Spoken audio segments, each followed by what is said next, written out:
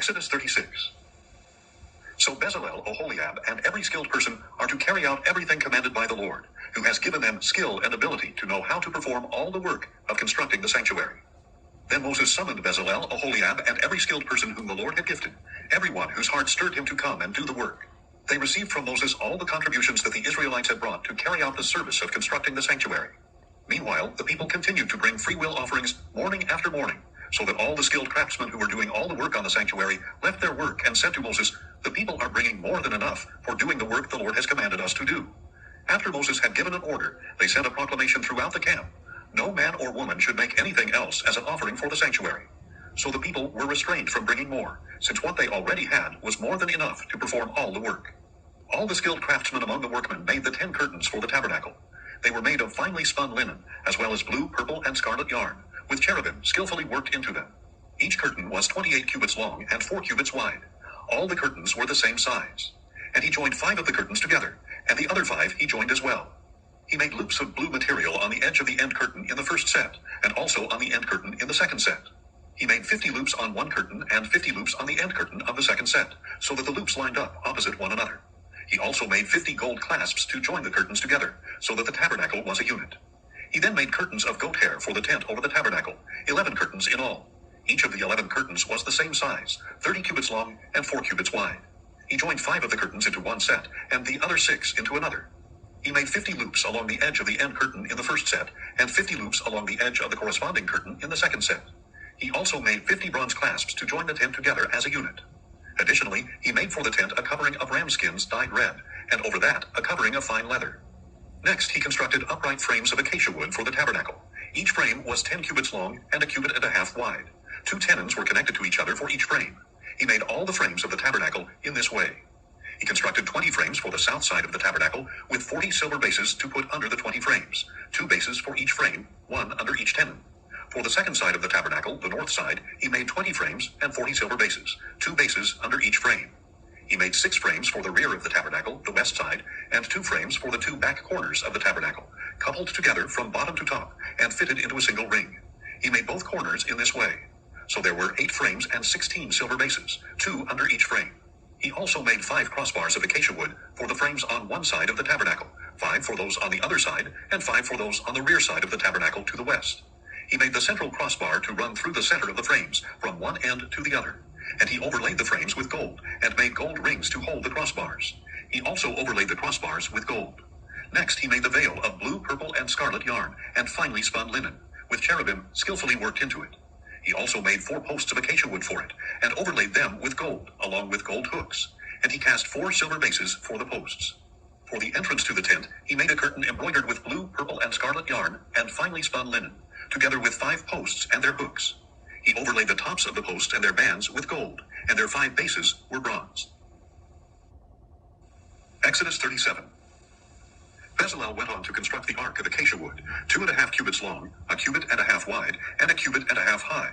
He overlaid it with pure gold, both inside and out, and made a gold molding around it. And he cast 4 gold rings for its 4 feet, 2 rings on one side and 2 on the other.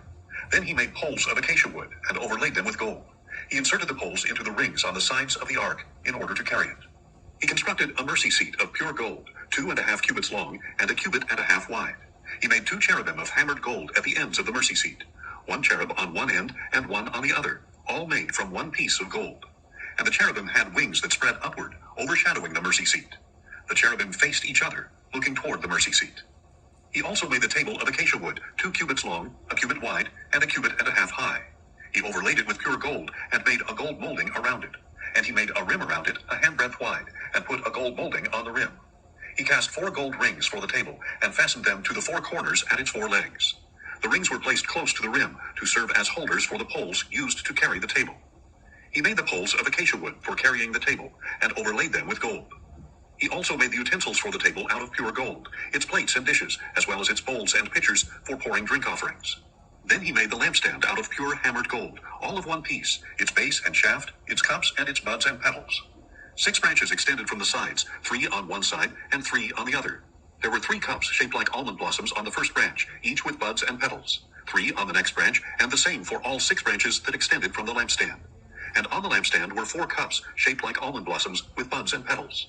A bud was under the first pair of branches that extended from the lampstand, a bud under the second pair, and a bud under the third pair. The buds and branches were all of one piece with the lampstand, hammered out of pure gold.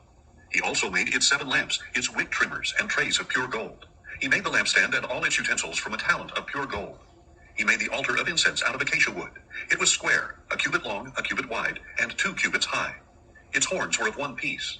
And he overlaid with pure gold the top and all the sides and horns. Then he made a molding of gold around it.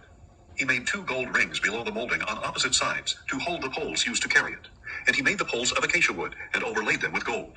He also made the sacred anointing oil and the pure fragrant incense, the work of a perfumer. Exodus 38. Bezalel constructed the altar of burnt offering from acacia wood. It was square, 5 cubits long, 5 cubits wide, and 3 cubits high. He made a horn at each of its 4 corners, so that the horns and altar were of one piece, and he overlaid the altar with bronze. He made all the altar's utensils of bronze, its pots, shovels, sprinkling bowls, meat forks, and fire pans. He made a grate of bronze mesh for the altar under its ledge, halfway up from the bottom.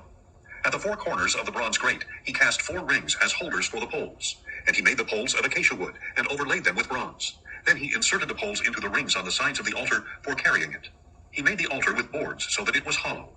Next, he made the bronze basin and its stand from the mirrors of the women who served at the entrance to the tent of meeting. Then he constructed the courtyard. The south side of the courtyard was 100 cubits long and had curtains of finely spun linen, with 20 posts and 20 bronze bases, and with silver hooks and bands on the posts. The north side was also 100 cubits long, with 20 posts and 20 bronze bases. The hooks and bands of the posts were silver.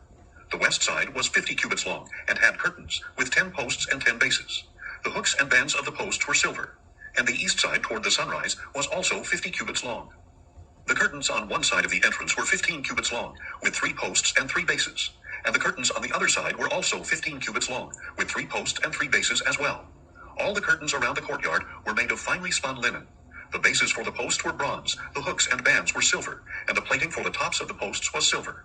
So all the posts of the courtyard were banded with silver. The curtain for the entrance to the courtyard was embroidered with blue, purple, and scarlet yarn and finely spun linen. It was 20 cubits long, and like the curtains of the courtyard, 5 cubits high, with 4 posts and 4 bronze bases. Their hooks were silver, as well as the bands and the plating of their tops. All the tent pegs for the tabernacle and for the surrounding courtyard were bronze. This is the inventory for the tabernacle of the testimony, as recorded at Moses' command by the Levites under the direction of Ithamar, son of Aaron the priest. Bezalel, son of Uri, the son of Hur, of the tribe of Judah, made everything that the Lord had commanded Moses. With him was Oholiab, son of Ahisamach, of the tribe of Dan, an engraver, designer, and embroiderer in blue, purple, and scarlet yarn, and fine linen. All the gold from the wave offering used for the work on the sanctuary totaled 29 talents and 730 shekels, according to the sanctuary shekel. The silver from those numbered among the congregation totaled 100 talents and 1,775 shekels, according to the sanctuary shekel. A beka per person, that is, half a shekel, according to the sanctuary shekel, from everyone 20 years of age or older who had crossed over to be numbered, a total of 603,550 men. The 100 talents of silver were used to cast the bases of the sanctuary and the bases of the veil, 100 bases from the 100 talents, 1 talent per base. With the 1,775 shekels of silver, he made the hooks for the posts, overlaid their tops, and supplied bands for them. The bronze from the wave offering totaled 70 talents and 2,400 shekels. He used it to make the bases for the entrance to the tent of meeting, the bronze altar and its bronze grating, all the utensils for the altar, the bases for the surrounding courtyard and its gate, and all the tent pegs for the tabernacle and its surrounding courtyard. Exodus 39. From the blue, purple, and scarlet yarn, they made specially woven garments for ministry in the sanctuary, as well as the holy garments for Aaron, just as the Lord had commanded Moses. Bezalel made the ephod of finely spun linen embroidered with gold, and with blue, purple, and scarlet yarn. They hammered out thin sheets of gold and cut threads from them to interweave with the blue, purple, and scarlet yarn and fine linen, the work of a skilled craftsman. They made shoulder pieces for the ephod, which were attached at 2 of its corners, so it could be fastened. And the skillfully woven waistband of the ephod was of one piece with the ephod, of the same workmanship, with gold, with blue, purple, and scarlet yarn, and with finely spun linen, just as the Lord had commanded Moses. They mounted the onyx stones in gold filigree settings, engraved like a seal with the names of the sons of Israel. Then they fastened them on the shoulder pieces of the ephod as memorial stones for the sons of Israel, as the Lord had commanded Moses. He made the breastpiece with the same workmanship as the ephod, with gold, with blue, purple, and scarlet yarn, and with finely spun linen. It was square when folded over double, a span long and a span wide. And they mounted on it 4 rows of gemstones. The first row had a ruby, a topaz, and an emerald. The second row had a turquoise, a sapphire, and a diamond. The third row had a jacinth, an agate, and an amethyst. fourth row had a beryl, an onyx, and a jasper. These stones were mounted in gold filigree settings. The 12 stones corresponded to the names of the sons of Israel. Each stone was engraved like a seal with the name of one of the 12 tribes. For the breastpiece they made braided chains like cords of pure gold. They also made 2 gold filigree settings and 2 gold rings, and fastened the 2 rings to the 2 corners of the breastpiece. Then they fastened the 2 gold chains to the 2 gold rings at the corners of the breastpiece, and they fastened the other ends of the 2 chains to the 2 filigree settings, attaching them to the shoulder pieces of the ephod at the front. They made 2 more gold rings, and attached them to the other 2 corners of the breastpiece, on the inside edge, next to the ephod. They made 2 additional gold rings, and attached them to the bottom of the 2 shoulder pieces of the ephod, on its front, near the seam, just above its woven waistband. Then they tied the rings of the breastpiece to the rings of the ephod with a cord of blue yarn, so that the breastpiece was above the waistband of the ephod, and would not swing out from the ephod, just as the Lord had commanded Moses. They made the robe of the ephod entirely of blue cloth, the work of a weaver, with an opening in the center of the robe, like that of a garment, with a collar around the opening, so that it would not tear. They made pomegranates of blue, purple, and scarlet yarn, and finely spun linen, on the lower hem of the robe. They also made bells of pure gold, and attached them around the hem between the pomegranates, alternating the bells and pomegranates around the lower hem of the robe to be worn for ministry, just as the Lord had commanded Moses. For Aaron and his sons they made tunics of fine linen, the work of a weaver, as well as the turban of fine linen, the ornate headbands and undergarments of finely spun linen, and the sash of finely spun linen, embroidered with blue, purple, and scarlet yarn, just as the Lord had commanded Moses. They also made the plate of the holy crown of pure gold, and they engraved on it like an inscription on a seal, "Holy to the Lord." Then they fastened to it a blue cord to mount it on the turban, just as the Lord had commanded Moses. So all the work for the tabernacle, the tent of meeting, was completed. The Israelites did everything just as the Lord had commanded Moses. Then they brought the tabernacle to Moses, the tent with all its furnishings, its clasps, its frames, its crossbars, and its posts and bases, the covering of ram skins dyed red, the covering of fine leather, and the veil of the covering, the ark of the testimony with its poles and the mercy seat, the table with all its utensils, and the bread of the presence, the pure gold lampstand with its row of lamps and all its utensils, as well as the oil for the light, the gold altar, the anointing oil, the fragrant incense, and the curtain for the entrance to the tent, the bronze altar with its bronze grating, its poles, and all its utensils, the basin with its stand, the curtains of the courtyard with its posts and bases, the curtain for the gate of the courtyard, its ropes and tent pegs, and all the equipment for the service of the tabernacle, the tent of meeting, and the woven garments for ministering in the sanctuary, both the holy garments for Aaron the priest and the garments for his sons to serve as priests. The Israelites had done all the work just as the Lord had commanded Moses. And Moses inspected all the work, and saw that they had accomplished it just as the Lord had commanded. So Moses blessed them. Exodus 40. Then the Lord said to Moses, "On the first day of the first month, you are to set up the tabernacle, the tent of meeting. Put the ark of the testimony in it, and screen off the ark with the veil. Then bring in the table, and set out its arrangement. Bring in the lampstand as well, and set up its lamps. Place the gold altar of incense in front of the ark of the testimony, and hang the curtain at the entrance to the tabernacle. Place the altar of burnt offering in front of the entrance to the tabernacle, the tent of meeting, and place the basin between the tent of meeting and the altar, and put water in it. Set up the surrounding courtyard, and hang the curtain for the entrance to the courtyard. Take the anointing oil and anoint the tabernacle and everything in it. Consecrate it along with all its furnishings, and it shall be holy. Anoint the altar of burnt offering and all its utensils. Consecrate the altar, and it shall be most holy. Anoint the basin and its stand, and consecrate them. Then bring Aaron and his sons to the entrance to the tent of meeting, and wash them with water. And you are to clothe Aaron with the holy garments, anoint him and consecrate him, so that he may serve me as a priest. Bring his sons forward and clothe them with tunics. Anoint them just as you anointed their father, so that they may also serve me as priests. Their anointing will qualify them for a permanent priesthood throughout their generations." Moses did everything just as the Lord had commanded him. So the tabernacle was set up on the first day of the first month of the second year. When Moses set up the tabernacle, he laid its bases, positioned its frames, inserted its crossbars, and set up its posts. Then he spread the tent over the tabernacle, and put the covering over the tent, just as the Lord had commanded him. Moses took the testimony and placed it in the ark, attaching the poles to the ark, and he set the mercy seat atop the ark. Then he brought the ark into the tabernacle, put up the veil for the screen, and shielded off the ark of the testimony, just as the Lord had commanded him. Moses placed the table in the tent of meeting on the north side of the tabernacle, outside the veil. He arranged the bread on it before the Lord, just as the Lord had commanded him. He also placed the lampstand in the tent of meeting, opposite the table on the south side of the tabernacle, and set up the lamps before the Lord, just as the Lord had commanded him.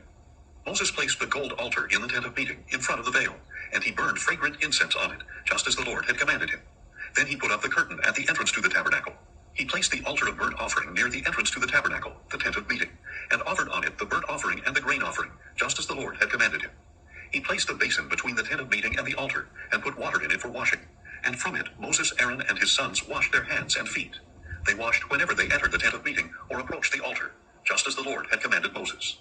And Moses set up the courtyard around the tabernacle and the altar, and he hung the curtain for the entrance to the courtyard. So Moses finished the work. Then the cloud covered the tent of meeting, and the glory of the Lord filled the tabernacle.